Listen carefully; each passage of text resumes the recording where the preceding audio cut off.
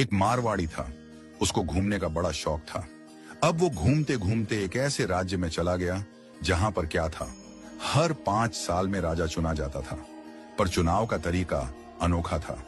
एक हाथी आता सूंड में माला लेकर और सबके बीच घूमता था।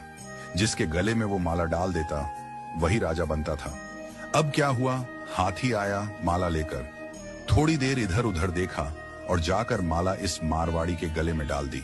मारवाड़ी हैरान, अरे भाई, मैं तो घूमने वाला आदमी हूं, ये कहां फंसा दिया। खैर, उसे राजा बना दिया गया, सिंहासन पर बिठाया गया। राजपुरोहित आया, तिलक करते हुए शर्तें सुनाने लगा।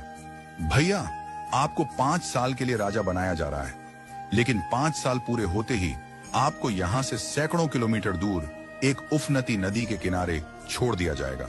उस नदी में घड़ियाल हैं, मगरमच्छ हैं, जिनकी वजह से आप नदी पार नहीं कर सकते।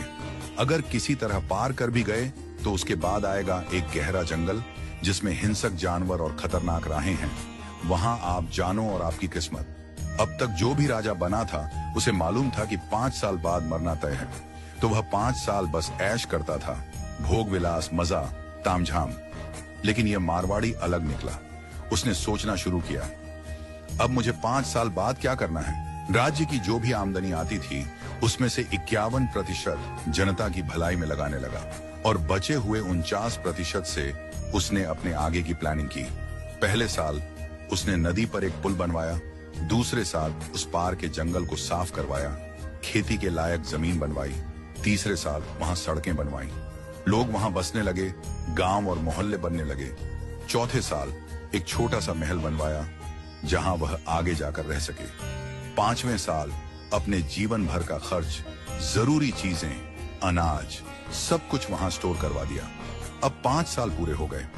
परंपरा के अनुसार लोग उसे ढोल नगाड़ों के साथ विदा करने आए।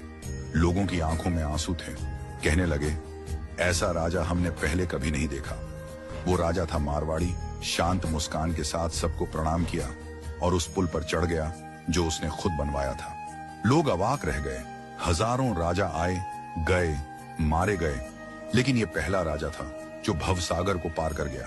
कथा का संदेश, हम सभी इस धरती पर सीमित समय के लिए आए हैं। ये जीवन 5 सालों की तरह है। जो इस समय को मौज में घंवा देता है वो अंत में उस भवसागर में गिरता है जहां मगरमच्छ, घड़ियाल, दुख और पीड़ा है।